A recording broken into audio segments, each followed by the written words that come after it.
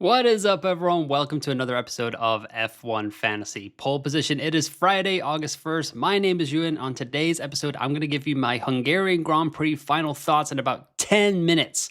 If you're liking what you're seeing in the F1 Fantasy Pole Position Garage, don't forget to like the video and subscribe to the YouTube channel. We are this close to 3,500 subscribers, so help me get there before the summer break. I would greatly appreciate it. And yeah, we had some interesting stuff come out of Friday today. As you can see on the screen here, this is my T1 squad right now, 8.1K in the world. Piastri, Alonso, Stroll, Hulkenberg, Bearman, McLaren, Ferrari. Some interesting results coming out of P1, as we can see here.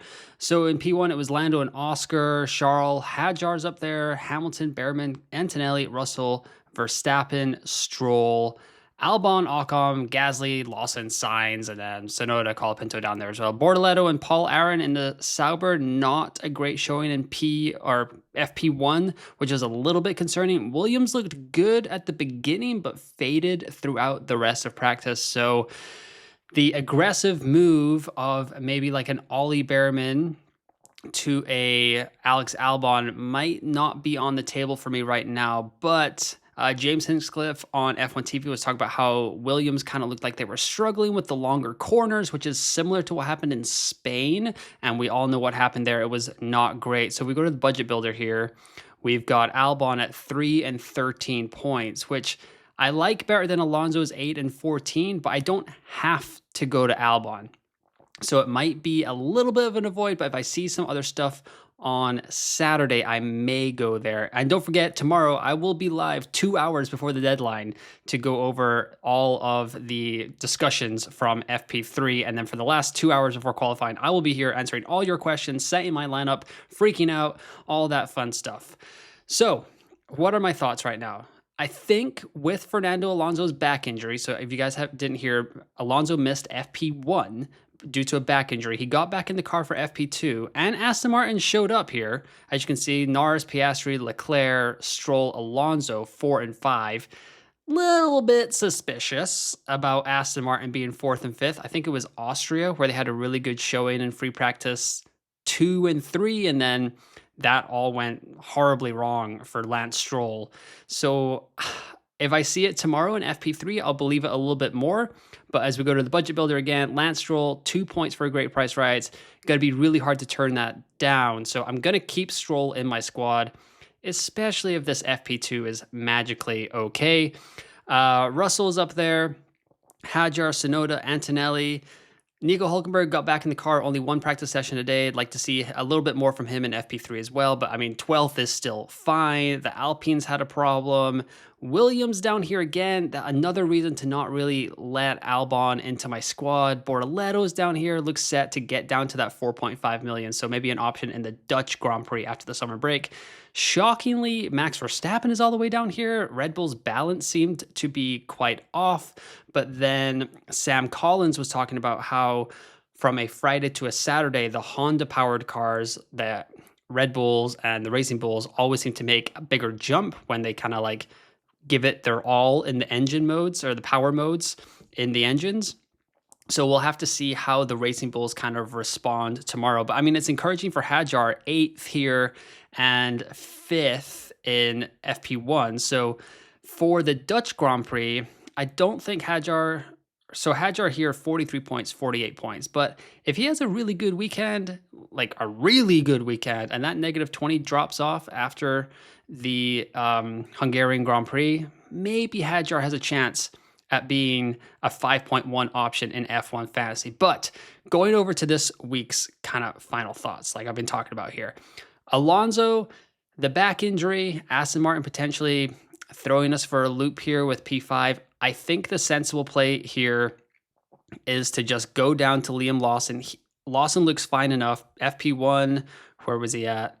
14th, and then FP2, another 15th. But Racing Bulls still seem like a pretty good car. At least Hadjar's having a good weekend. So hopefully Lawson can go back in the garage, figure out where he's kind of missing out. So going down to Lawson is a fine play for me. Budget preservation. The next question will be, is it an Ollie Bearman to Alex Albon? And to be honest, Bearman looked okay. He was looking pretty rapid around the track a little bit, 6th in FP1. And then if we go over to FP2, 11th again. So there's no, I feel like, first of all, it's a sideways move to go from Bearman to Albon. So Bearman needs 9 points for a great price rise.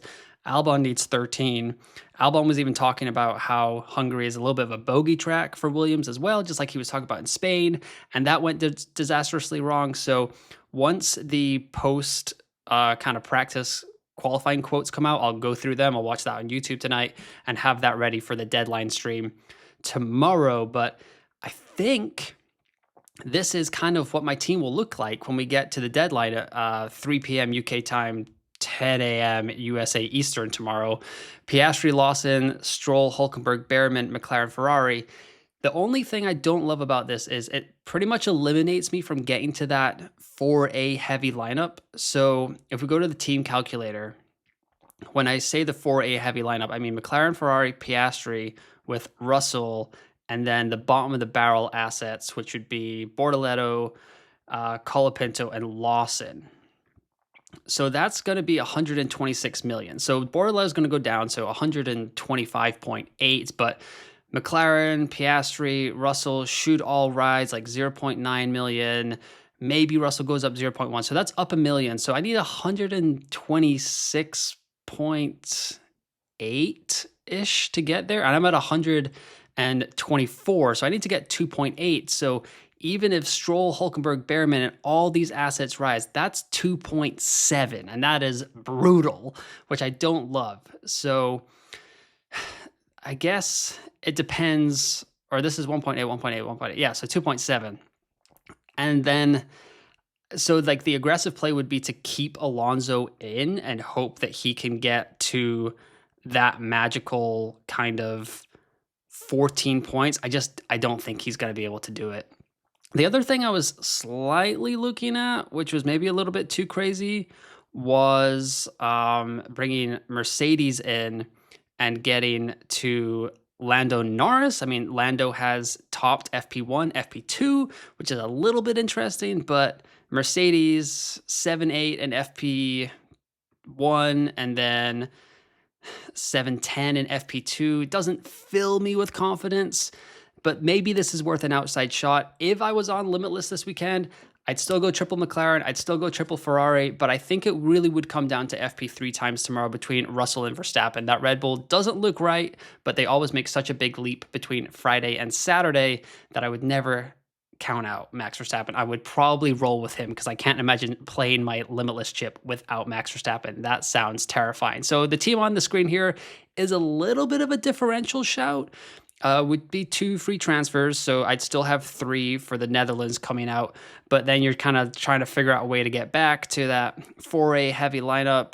It just doesn't fill me with confidence. So I think what will ultimately be my team tomorrow is likely going to be Lawson in here to save some budget. I think the rest of these guys can go up 1.8, and I'll just have to delay that 4A lineup, that 4A heavy lineup until Monza in September, which is not ideal, but maybe I'll sleep on it. Maybe I'll feel a little bit more bold tomorrow morning.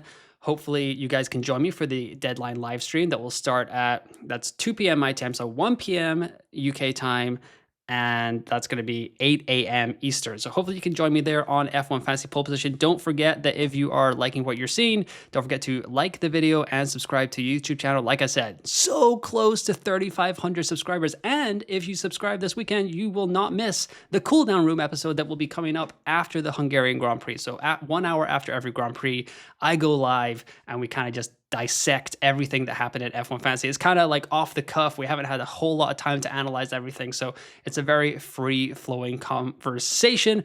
And yeah, it's one of my favorite pieces of content that I do every week. But so the team on the screen is kind of where my thoughts are at right now at 6:57, 1 hour after FP2 has concluded. I will be back for the deadline stream 2 hours before lineups lock tomorrow. But once again, thanks for listening, thanks for watching, and I will talk to you next time.